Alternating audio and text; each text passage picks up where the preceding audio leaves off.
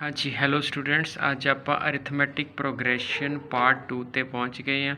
Arithmetic प्रोग्रैशन की आप definition नहीं पढ़ी सी कि आप सिर्फ पिछले लैक्चर में सिर्फ सीक्वेंस की डेफिनेशन पढ़ी सी। ठीक है जी। तो अरिथमैटिक प्रोग्रैशन की डेफिनेशन देखिए जी, तुहाडे पास की होंदी है। तुहाडे कोल सीक्वेंस की तुहानूं पता लग गया सी भी जी सिर्फ नैचुरल नंबर भरे जा सकते। ये सीक्वेंस ए, ठीक है जी, ये sequence A1 A2 A3 up to an is said to be, ठीक है, an arithmetic progression। AP का मतलब है arithmetic progression if there exist, ये पुठी नूं कहते हैं there exist, if there exist D, ठीक है, मतलब there exist मैथमेटिकल सिंबल होंदा, ख्याल रखना, there exist D a constant number.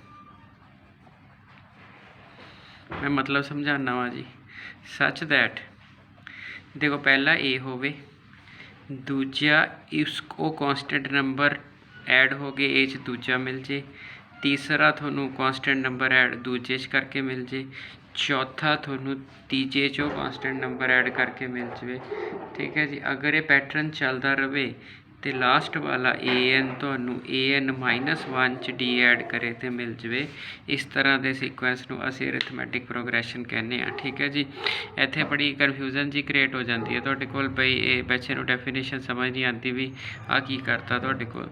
तुसीं खासियत देखो तुहाडे कोल जिहड़ा हैगा पहले नंबर ते A1 है, ए विच D जुड़िया, कोई खास वैल्यू जुड़ी, और दूजे भी आंसर दूजा आ गया, दूजे विच D जुड़िया, तीजा आ गया, तीजे विच D जुड़िया, चौथा आ गया।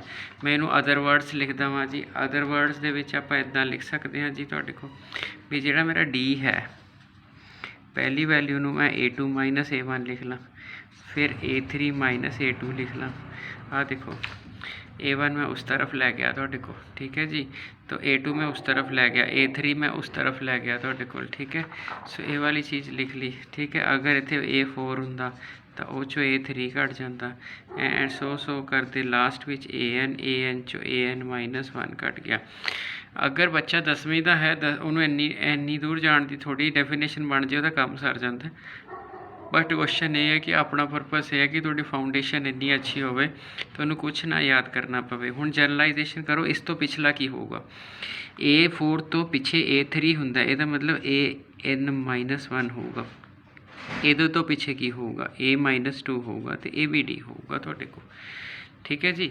सो मतलब एक डेफिनेशन ये आ गई जिस विच आपां दूजी चो पहली घटाइए, तीजी चो दूजी घटाइए, चौथी चो तीजी घटाइए। अगर इदा एक सीक्वेंस फॉलो करिए तो वो जिहड़ी सीक्वेंस जिहड़ी इस पैटर्न नूं फॉलो करती है उसनों असीं AP कहने। हुण नवीं चीज़ देखो, मान लो आ सारियां चीज़ां लिखिए, मैं इन्हां नूं ऐड करना चाह रहा वां। हुण जदों ऐड करना चाह रहा वां तो एक पैटर्न देखियो जी तुसी, ठीक है। फिर अगेन कह रहे हैं generalization, so this cancel out, this cancel out, this cancel out, क्योंकि उरे ऐ होएगा ना, A5 चो A4 घटेगा। सो आप सारियां लिख नहीं सकते, इस तरह दिस कैंसल आउट, ये तो पिछली ने ऐ कैंसल हो जाना। तो अल्टीमेटली तुहाडे कोल, ठीक है, तुसी जदों क्वेश्चन लिखना स्टार्ट किया, ठीक है, ध्यान नाल देखियो जी मैं की लिख रहा और आप कर की रहे हैं, ये भी आप देखना है। आप A2 - A1 रखा सीगा, ठीक है जी। फिर आप A3 - A2 रखा सीगा तुहाडे कोल, ठीक है जी। तो जिहड़ा हैगा उस तो बाद आपने ए वाली वैल्यूज़ लिखी है, ठीक है जी। हुण जदों आपने डिफरेंस लिया, ठीक है, तो तुसी देखो सिर्फ एको टर्म बच रही है, एक आ बच रही है इत्थों, एक इत्थों आ बच रही है, ठीक है। सो इत्थे आ जाएगा AN - A1। हुण आ किन्नियां रकमां ने तुहाडे कोल, D किन्नी बार आया हैगा तुहाडे कोल, ठीक है जी। सो जे D किन्नी बार आया हैगा तो D इन्हां केसिस विच N -1 बारी आया हैगा, ठीक है। सो ये वाली चीज़ होगी तुहाडे कोल, ठीक है। तो हुण इत्थे क्वेश्चन अराइज हो जाता कि बच्चा कहता पता नहीं लग्या जी N बारी आया हैगा, ठीक है। मैं एग्जाम्पल लैके समझाना, पहला आप एक बार लिख लीए। तो यदा मतलब जदों तुसीं ऐड किया तो AN - A1 आ गई, और AN की जिहड़ी वैल्यू आ गई A1 + N - 1 × D। सो ये तुहाडी nth टर्म हुंदी है, ये तुहाडी फस्ट टर्म हुंदी है, ये थोड़ा कॉमन डिफरेंस हुंदा है, ठीक है जी। हुण सिंपली आप एक एग्जाम्पल लै लीए पैरेलली तुहानूं समझाउण लई तुहाडे कोल, बई मैं रहियां रकमां लईआं ने, ठीक है। अगर आप पैरेलल एक छोटी सी एग्जांपल ले लिए, मैं ना एक ले लिया 2, एक ले लिया 4, एक ले लिया 6, एक ले लिया 8, ठीक है। इहदा नाम मैं ए रख लिया, इहदा नाम मैं 2 रख लिया, इहदा नाम मैं 3 रख लिया, इहदा नाम मैं 4 रख लिया, और मैं डिफरेंस लेना शुरू किया। A2 माइनस A1 कितना आया 4 माइनस 2, आंसर की आ गया 2, ठीक है जी। सो जिहड़ा हैगा तुहाडे कोल, फिर मैं की कीता A3 माइनस A2 कीता, तो 6 चों 4 चले गए जी, आंसर कितना आ गया 2। फिर मैं जी A4 माइनस A3 कीता, ठीक है, तो जिहड़ा हैगा मेरे को 8 चों 6 घटे, आंसर आ गया 2। हुण जिहड़ी चीज़ तुसीं नोट करन वाली है, जिस चीज़ ते आपां नूं कन्फ्यूजन होई सी, वो तुहाडी एग्जांपल नाल दूर हो जानी है। रकमां किन्नियां सीगीआं 4, A1 A2 A3 ते A4 है ना, 4 रकमां सी, डिफरेंस किन्ने आए 3, होर कोई डिफरेंस तो आ नहीं सकता। A2 चो A1 घटाया, मतलब फस्ट जो मैं डिफरेंस लैन लग्या वां, मैं A2 तो चकी है स्टोरी, तो पहली टर्म A2 तो बननी शुरू, A2 चो A1 घटाया, फिर A3 चो A2 घटाया, इसका मतलब 4 रकमां है, तो मेरे को 3 बारी डिफरेंस आया है। अगर मेरे पास n रकमां होण, जिवें कि मैं आ लिया सीगा A1 A2 A3 up to AN, ये मेरे को n रकमां ने, जे n रकमां ने तो 2 चो 1 घटूगा तुहाडे पास, तो पहली वैल्यू जिहड़ी है 2 तो शुरू हो रही है, तो समझ लो तुहाडे पास डिफरेंस है जिहड़ा वो n-1 आंदा है। 4 चीज़ां लईआं 3 डिफरेंस आए, n चीज़ां लईआं n-1 डिफरेंस आए, ठीक है जी। सो इन्हां दी गिणती n-1 है, इस करके जे D 2 वारी हुंदा तो 2D पांदे, जे D 3 वारी हुंदा 3D पांदे, जे D तुहाडे कोल जिहड़ा है n-1 है तो n-1 पाता, ठीक है जी। सो मेरा ख्याल है जी बड़े ठीक ठाक ढंग नाल समझ आ गई तुहानूं गल तुहाडे कोल, ठीक है। इहदा मतलब की होया, इहदा मतलब ये हो गया भाई अगर मेरा डिफरेंस सेम आंदा है, दूजी चो पहली, तीजी चो दूजी, दूजी चो पहली, तीजी चो दूजी, चौथी तो तीजी, पंजवीं चो चौथी, छेवीं चो पंजवीं, अगर ये डिफरेंस सेम आंदा है तो उस केस विच आपां कवांगे साडा सीक्वेंस जिहड़ा है वो अरिथमैटिक प्रोग्रैशन दे विच है, ये आपां ने ख्याल रखना है जी तुहाडे कोल। सो सानू डेफिनेशन भी क्लीयर होगी, उस तो बाद सानू एक फार्मूला क्लास विच नोट कराया जाता है, चाहे तुसी AN लिखो तो चाहे तुसी TN लिखो, A + n-1 इंटू D, किसी बुक चाह होएगा किसी चाह कोई दिक्कत नहीं की, ठीक है। AN का मतलब या TN का मतलब nth टर्म होएगा, A1 या A का मतलब फस्ट टर्म होएगा, D का मतलब कॉमन डिफरेंस होएगा, ये साडा फार्मूला है, और असी याद नहीं किया, असी लॉजिक नाल बना लिया हैगा तुहाडे को, ठीक है जी। हुण आपां यूटिलिटी देखिए, तुहाडे को बहुत ज़्यादा लंबी वीडियो नहीं हुंदी, ठीक है जी, तो जिहड़ा हैगा बट तुहानूं कॉन्सैप्ट बड़े आराम नाल समझ आ जाणगे। पहला स्टार्टिंग कॉन्सैप्ट वाली एग्जांपल्स होणगियां, उस तो बाद फिर जिहड़ा हैगा तुहाडे कोल कॉन्सैप्ट्स खत्म होने तो बाद NCERT पूरी सॉल्व करके दूंगा।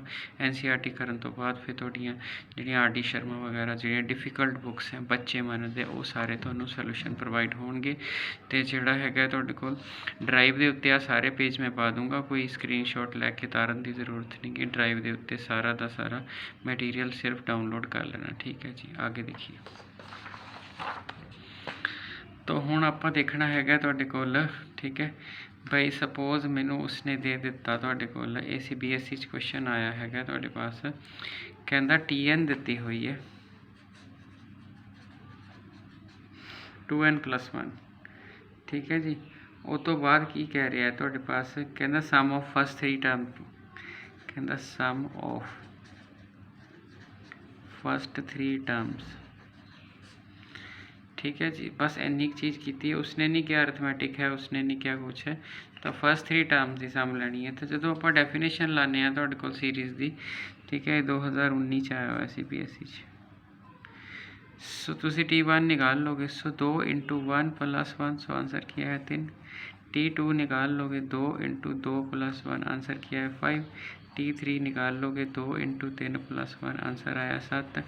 सो ये पिछ है ना है कोई मतलब नहीं, उन्हें तो सिर्फ सम पूछा तुहाडे को, तो जो सम पूछा तो जो सम आ जाएगा, सम का हजे फार्मूला नहीं मैं इंट्रोड्यूस किया, ये तो सिंपल ही क्वेश्चन पेपर च आया हुआ सीगा, तो मैं तुहाडे सामने क्वेश्चन रख दिता, तो ये वाला चीज़ आ गई तुहाडे कोल, सम आपां नूं पता लग गया, ठीक है जी। हुण अगर आपां नूं उसने चैक करन नूं कहा होवे बई कोई टर्म हैगी है तो जिहड़ी AP दे विच हैगी है, तो दसो कि वो AP दे विच है कि नहीं है, तो फिर आपां किद्दां चैक करांगे। सो मान लो उसने क्वेश्चन दे दिता तुहाडे कोल, आपां नूं क्वेश्चन दे दिता 1 7 14 21 28 एंड सो ऑन है। कहता दसो ए पी यस और नो कि ए पी है कि ए पी नहीं है। तुसी इहदा ना A1 रख लिया, A2, इहदा A3, इहदा A4। तुसी A2 minus A1 कढ़िया 14 minus 7 answer आया 7। तुसी A3 minus A2 कढ़िया 21 minus 14 answer आया 7। तुसी A4 minus A3 कढ़िया 28 minus 21 answer आया 7। एक कॉमन डिफरेंस सेम आ रहा तो तुसी कहना यस AP विच हैगी है। इन्नी गल है जी तुहाडे कोल। ठीक हो गया जी। सो जदों तुसी चैक करना है, हालांकि NCERT मैं कराऊंगा, जदों तुसी चैक करना है तुसी सिर्फ इन्ना क देखना है तुहाडे कोल भाई AP हैगी है कि नहीं। तो सिंपल एक डिफरेंस ले लेना। जदों तुहाडा डिफरेंस हो गया तो जे वो कॉमन आ रहा है तो AP है, तो जे कॉमन नहीं आ रहा तो तुहाडे कोल AP नहीं है। सो ये पहली टेक्नीक सीगी अगले दे क्वेश्चन पुछण दी। ठीक है, ठीक है। सो दूजी टेक्नीक क्वेश्चन दी पुछण दी की है, वो भी मैं लिखता वा तुहाडे कोल। ठीक है, ਉਹਦੇ ਵਿੱਚ उसने की किया, उसको कहता कि TN ਜਿਹੜਾ है 2N माइनस 3 है is sequence AP, is sequence AP कहता क्या ये सीक्वेंस AP है। इफ सो अगर है दैन T8 फाइंड करो। सो अगर AP विच है दैन तुसी T8 फाइंड करो। सो कोई लंबी चौड़ी गलबात है नहीं, तो अपन ने T1 निकालना। T1 निकालोगे 2 × 1 -3। ठीक है जी। सो जो T1 निकाल लिया तो आंसर -1 आ गया। T2 निकाल लो। सो इत्थे 2 × 3 ए + 1 आ गया। ठीक है जी। हजे डिफरेंस नहीं लिया है, हाले तो सिर्फ ये लिखा T3 निकाल लो। T3 निकालिया 2 × 2 -3 sorry 3 6 - 3 3। T4 निकाल लिया। T4 जिहड़ा हैगा है 2 × जिहड़ा हैगा 4 - 3। सो ये वाली चीज़ होगी। तो तुसी T2 minus T1 -1 -1। So answer आ गया 2। T3 माइनस T2, T3 चो T2। सो 3 - 1 आंसर 2 आ गया। T4 माइनस T3 5 - 3 आंसर 2 आ गया। देयरफॉर की होया AP। अगर AP हो गया फिर तो T8 की कोई प्रॉब्लम ही नहीं, इत्थे ही पुट करो। सो T8 की आएगा 2 × 8 - 3 8 दूनी 16 चो 3 कटाए 13। सो तुहाडा आंसर आ गया तुहाडे को। सो ये वाली ऑप्शन भी साडे कोल है एक तुहाडे को। ठीक है जी। सो तुहानू डिफरेंस लैके भी पूछा जा सकता है। NCERT मैं पूरी सॉल्व करूँगा, चिंता नहीं करनी। ठीक है, हुण उसने क्या आगे कहता TN AN दिता, इस बार AN दिता 2N² + 3। बोल रहा AP और नॉट। एक चीज़ का ख्याल रखियो, AP ना लीनियर होंगी है, जे स्केयर आ जाए तो AP बननी नहीं, कि ये तो पक्का है। अगर शॉर्ट क्वेश्चन है कोई तुसी जवाब देना तो सीधा तुसी कह दो कि भी ये स्केयर है, स्केयर च AP का सम तो हो सकता है बट AP की नंबर नहीं हो सकता। तो यदा मतलब है कि AP तो ही नहीं हैगी। करके देखनी, कर लो। सो A1 इत्थे 1 का स्केयर + 2 आंसर आ गया, सॉरी 3 आंसर आ गया 5। A2 इत्थे 2 का स्केयर + 3 2 का 4 8 8 ते 3 11। सो A3 करोगे 2 इत्थे 3 का स्केयर 9। सो डिफरेंस लैके देखो, अगर A2 माइनस A1 करते हो तो 11 चो 5 कटो 6 बनो। अगर A3 माइनस A2 करते हो तो 21 चो 11 कटो 10 बनो। So not AP।